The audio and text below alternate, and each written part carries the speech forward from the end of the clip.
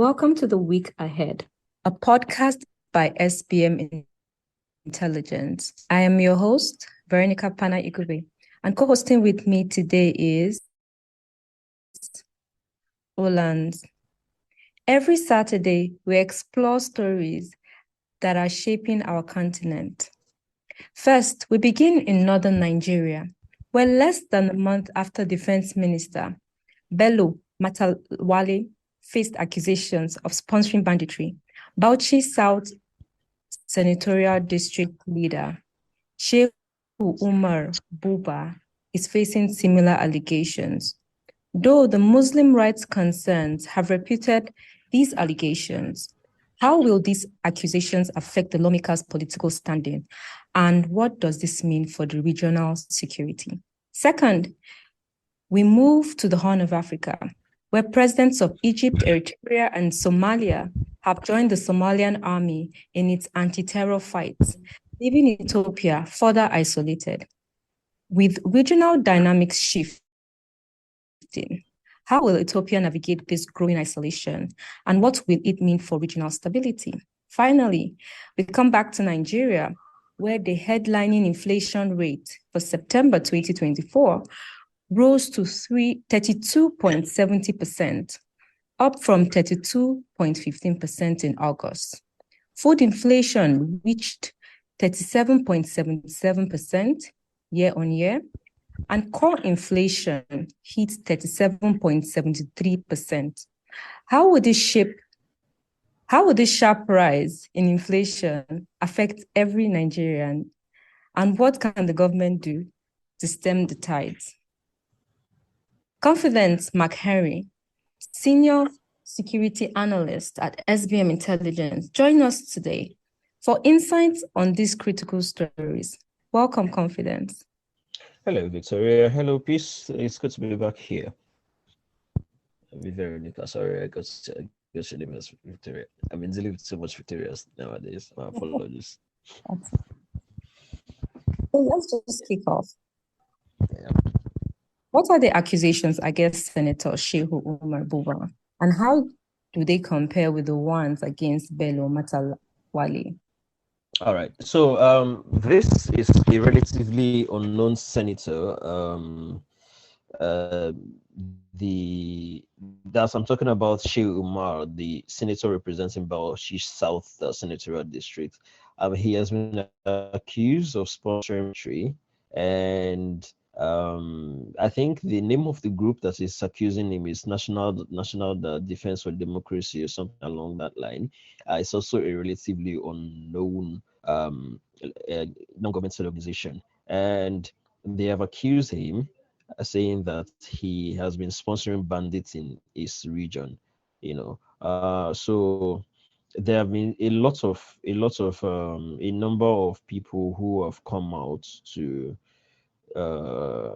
defend him. Some of them, I think the most prominent among them is the Muslim rights concern, also known as Murik. So I think part of what stems from this accusation of bandit sponsorship was that he sponsored a bandit to observe Hajj in Saudi Arabia. And the bandit is not just any bandit. You're talking about Abubakar Idris, who is prominently known to ply the Bauchi South corridor. And he has denied the accusation. The accusation actually made DSS operatives to invade the Bauchi State Muslim Pilgrims Welfare Board during its 2024 Pilgrims Operation. The thing led to a lot of problems, so much so that DSS also demanded for the e-passports of Abubakar Idris and a certain Zain Abali Gado, who were both of them who were registered to attend the Hajj. But the lady has been the gentleman I'm talking about Idris right now.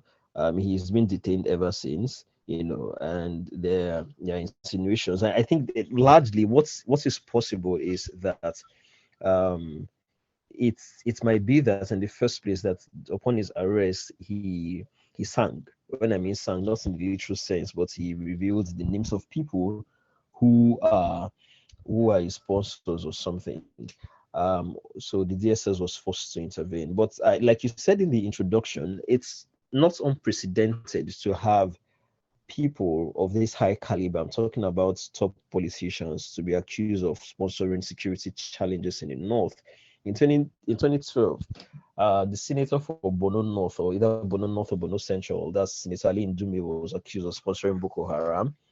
In the past 1 year or so, the current junior minister of defense, that's Bello Mutawale, former governor of, immediate ex-governor of Zamfara State, has been accused by a successor of sponsoring banditry.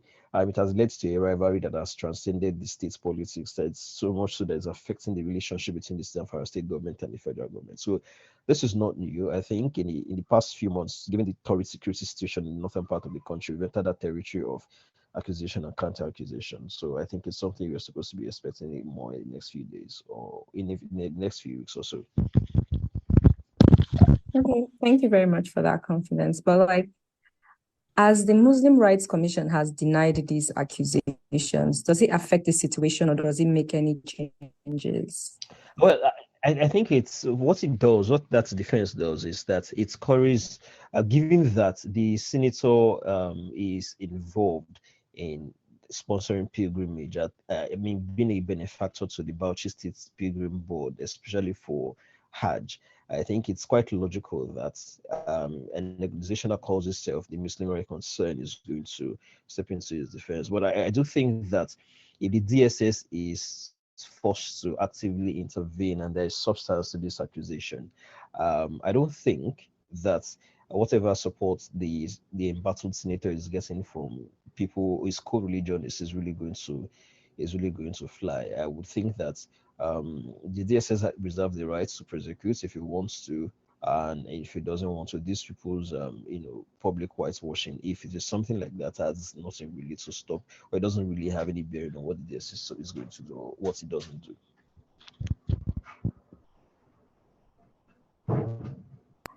Thank you so much.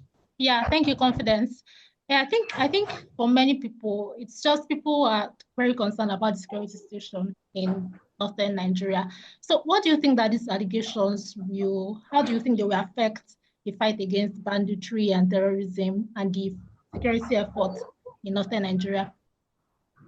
I think that accusations, especially baseless ones, are unhelpful. Short term and long term, they are largely unhelpful.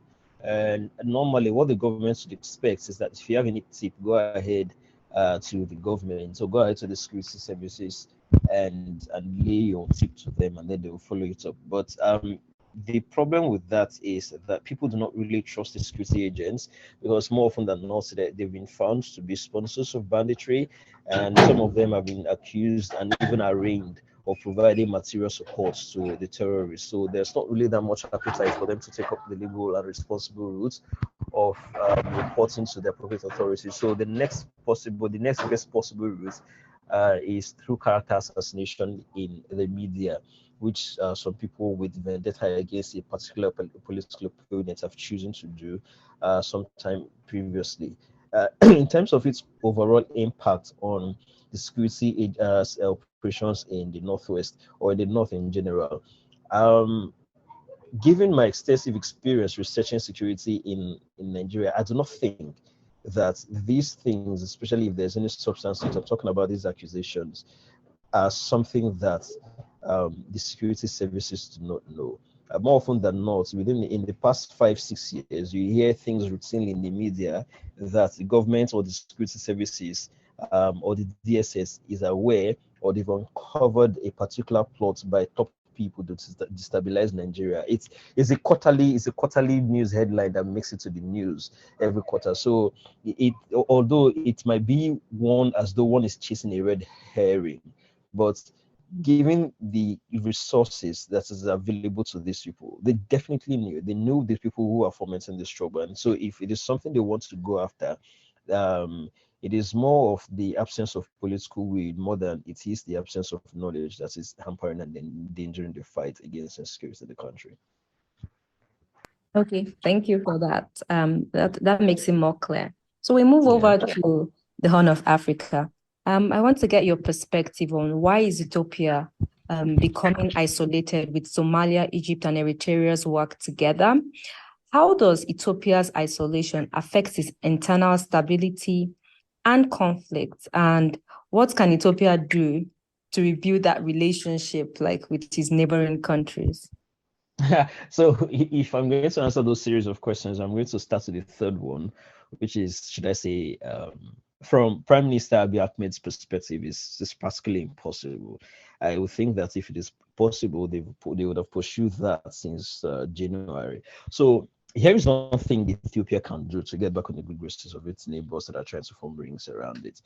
The most important thing would be to drop its ambition to have a direct sea access to the Red Sea and the Mediterranean, not just having a direct sea access, but also to drop its ability or its desire to to restart its navy, that would and have a naval base in that area of the northeast. But it's impossible.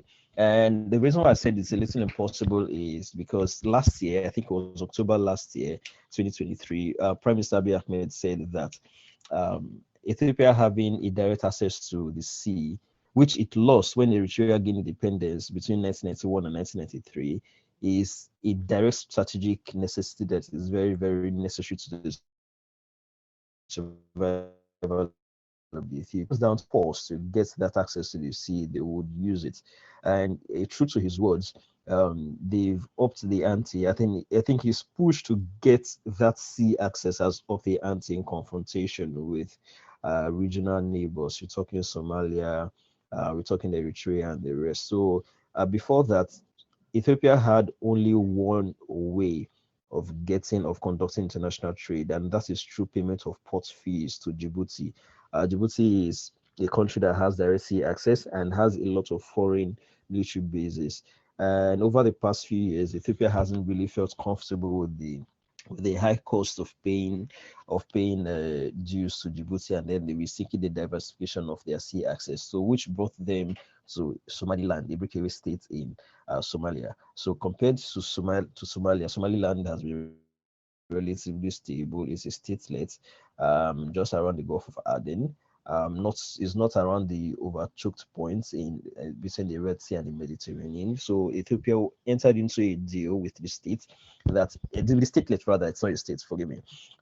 Telling them or entering into a deal with them that Ethiopia will be able to set up a naval base there, be able to conduct international trade there. In return, Somaliland is going to get stakes in Ethiopian Airlines, and then they will work towards an international recognition of Somalia. The deal immediately angered Somalia, which since January 2024 has been working with people who have Ethiopia in their sights as a potential enemy to isolate the country. I'm talking about Egypt. I'm talking about Eritrea, which briefly joined the Ethiopian civil war. I'm also talking about extra-regional geopolitical actors such as Turkey. So it's a ring that is forming around Addis Ababa. And to answer your second question as to how this would affect the internal security dynamics in Ethiopia, I wouldn't really think that it will affect it, except a war between these three countries, especially between Egypt, Britain. In the past 4-5 years, Egypt has been angling to attack Ethiopia to stop the construction of the Grand Ethiopian Renaissance Dam, for which it has concerns that a continued construction of that dam is going to divert much needed water resources away from the Nile. It's also a concern that Sudan shares, and Sudan and Egypt have formed joint naval drills in the past. So except it comes to direct, I don't really think that this is really going to affect the direct war between Ethiopia and its neighbors. I would think that the stability of its own internal security is going to come to play in a huge manner, because its civil war that went on between 2020 and 2022 is still receding. There are still fights between Amhara and its neighbors in the country. The Ethiopian National Defense Forces are still heavily involved in some of personal ceasefire. So I think in that reason it's to be quite incapacitated to take on its neighbors, and it knows. That's why in the past few months it has relatively tempered its rhetoric and hasn't really taken up the gauntlet with us. All right, thank you, Confidence. So I just want to know, my question is in two parts. So how has the war in Sudan affected these countries in the Horn of Africa? Because apparently they have different alliances. Ethiopia supports the rebel group, and then Egypt and the other two countries support the Sudanese armed forces. So how has the war in Sudan affected or compounded the problems among these countries? Also, is there any way international organizations can help resolve this conflict? Is there anything that can be done from external forces regarding this conflict? All right, so Sudan was a huge ally of Ethiopia, of Egypt in the years before Omar Bashir was ousted. The relationships continued because water along the Nile is also a huge source of resource for Sudan. But given Sudan's instability, Egypt has been forced to look for external allies, and then it found one because, in a way, people will look at Ethiopia's much vaunted alliance to Somaliland as a territorial provocation of Somalia. So it was very, very, should I say, natural, because according to the law of alliance, the enemy of my enemy is my friend. So it was very natural for Egypt to align with Somalia. As to what the international organizations can do, the closest international organizations to these countries is International Governmental Development Authority, I think, which is IGAD or something. IGAD is really, really incapacitated in this matter. Most of its focus has been on Sudan and the conflict, and it hasn't really said anything about mediating the conflict. At the very least, or at the most, what it has done is a ministerial high-level committee for the ministers in the region to look at the region and try to offer solutions. So part of the solutions that Somalia has been offering is a cheaper is for Ethiopia to negotiate directly with Mogadishu, and in the view to having a cheaper access to ports in Somaliland. So instead of negotiating with the government of Somaliland, Ethiopia should negotiate with the governments in Mogadishu for this, and Ethiopia is still hedging its bets. On that particular front, given that these are regional heavyweights, there's not so much that the regional organization can do. Thank you. Those are really, really interesting insights and as to the issues in the region. So now we come back to Nigeria, where inflation is on the rise. So I would like to ask, what do you think is causing the inflation, especially with the reflection of 32.70%, especially in September, and how are Nigerians coping with this issue? Okay, so Nigeria's inflation has risen to 32.7. It has been on the upward swing for years. It hasn't really come down. So part of what drives this thing is something that's been driving the other ones, which is the removal of fuel subsidy. Most of Nigeria's production is centered, given its electric power supply and energy issues, is centered around the use of energy supplies such as fuel. And once fuel is affected, there seems to be a jump in basic items such as food and transportation. So once fuel prices go up, and they've been going up for quite a while, food prices definitely will go up because transportation will be affected, storage will be affected, and so many other things will be affected. So in recent weeks, we've been having problems around the fuel availability. Many filling stations have decided to sell, I've been forced to sell fuel at about 1,300 naira per liter. The NNPC initially wanted to sell at about 890 something, but now I think it has revised its price to about 1,000 naira. And many other people in different parts of the country, the prices differ, but still around the silvers around between 1,300 and 1,500. So expectedly, it has reflected in costs. Transport costs have gone up. Personally, the transport I used to pay, say, an Okada from my bus stop to my office used to be about 300, 400. I'm now paying about 600. So in some places, transportation have shot up to about 100%. So a lot of these things have fed into the availability of food. And if you are quite conversant with food inflation ideals in Nigeria, you know that it's not just energy. You also look at insecurity. You also look at the roads. An SBM report that was published in 2021 asked farmers that what are the biggest challenges to you, especially in terms of a business. Many of them, about 21% of them, pointed to security. Some of them pointed to storage issues. A whole lot of them pointed to electricity issues and the rest of that. So a lot of these factors combined. But I think what stands out prominently in these particular times is the fuel scarcity, as well as the high price by which people buy fuel at the moment. All right, thank you, Confidence. You've touched on the next question a bit, but I wanted to zero in on insecurity. You're a security analyst, so you know how there's been different complaints for the past few months from farmers in northern Nigeria talking about insecurity. And so how do you think that, the insurgency, banditry, especially in the north, has affected and impacted farmers and, impeded our growth, our economic growth as a country? So in many parts of the north, farmers have this problem of accessing their farms either for planting or for harvest, and the problem largely stems from the fact that the bandits will not allow them to access their farms, stop paying levies. This year, I think at the start of 2024, SBM published a report called "Levies on Lives," and they looked at how the fact that in the past 4 years, between 2019 and 2023. Farmers have paid no less than 224 million naira as levies to bandits to access their farms. The demand is much more, and the real life figure is much higher than what we were able to find ahead of the report. So this is a lived reality in many parts of Sokoto. It's a lived reality in parts of Zamfara, Katsina, and Niger State. So you could get a particular bag of grain, and today a bandit will tell you that for you to take this particular bag of grain out of your farm, you're paying something like 60,000 naira to them.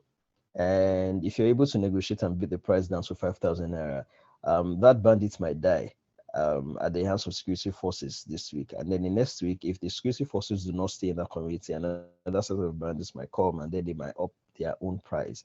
In some cases, many of these farmers are taken in captivity away from where they are, taking large farms, are taken on in mass, and then they are shipped to work on the farms of these bandits. So as a result, the people who are able to farm factor in these prices that they have to pay, these hoops that they have to go through to access their goods, and then they pass it on to the final consumer. So the transporters who are also charged will also put a lot of this costs and so many things. So if you look at the addition of all of these costs together, it's part of what actually leads to inflation. But if you look at the main thrust of how security affects food production and security, the major thing that stands out is the fact that many people have not been to farm to their farms for 1 year. For people as much as 5 years, I'm talking about not just in Northwest alone, in Benue, in Plateau, they haven't been able to access their farms in the past 5-10 years. So the more these people have been displaced, and this year alone, over 300 farmers have been killed. I have to add that.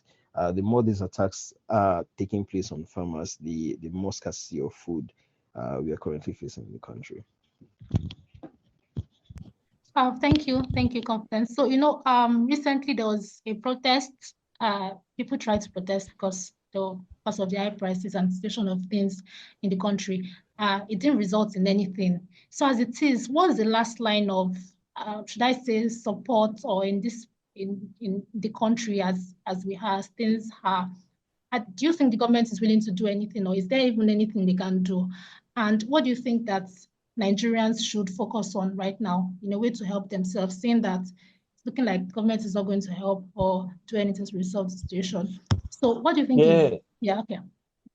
Yeah, so many times successive governments have insisted on self-sufficiency, supporting local farmers and restricting imports. But it's not, what we've seen is that the people who are supposed to be doing the local farming are unable to do so. So the next logical thing is to be able to allow people to import food.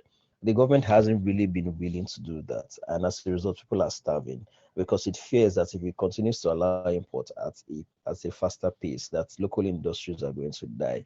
I will use food. I will use the food staple like rice as an example. I think the last time I checked, Nigeria's rice consumption is about 8 million tons annually, but the highest domestic production we've produced to meet this demand is only 4 million. So we have about 50% shortage. The next logical thing for us to do is to import. But there have been many and successive embargoes against rice imports for successive governments in Nigeria, still insisting on aiding farmers to produce rice. And if you look at the pattern of insecurity in the country, many of these states that are rice producing states are under the throes of insecurity. So you can't continue to bury your head under the sand and insist on an unworkable solution.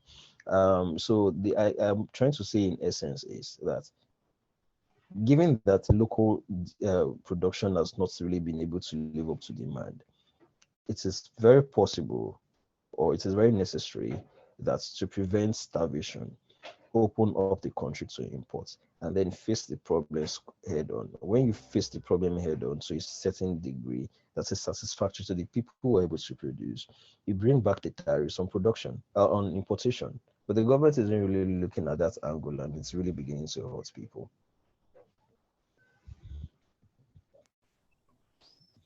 Thank you for that amazing insight again. So we've come to the end of today's episode. Thank you, Peace. It was an absolute pleasure co-hosting with you. And thank you, Confidence, for joining us on today's episode. To all our listeners, this is the podcast by SBM Intelligence. You can access our podcast by searching for SBM Intelligence anywhere you find podcasts. For deeper insights into our work, you can visit our website as sbmintel.com. Remember to connect with us on our social media platforms. You can find us on X, Facebook, and LinkedIn at SBM Intelligence. That's all for today. Thank you for listening.